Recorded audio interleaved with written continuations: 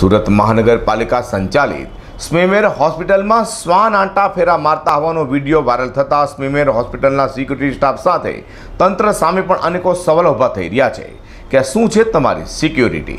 સરકારી કચેરીઓમાં કેટલાક કર્મચારીઓ માત્ર નામ પૂરતી જ ફરજ બજાવે છે, તે સુરત મહાનગરપાલિકા સંચાલિત સ્મીમેર હોસ્પિટલના સિક્યુરિટીની તો વાત જ શું કરવી।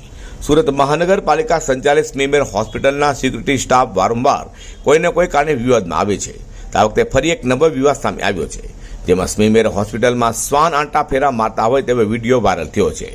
સ્મીમેર હોસ્પિટલમાં આવી રીતે શ્વાન ફરતા દેખાતા લોકોમાં અને ખાસ કરીને નવજાત બાળકોના માતા પિતામાં ડર જોવા મળ્યો હતો।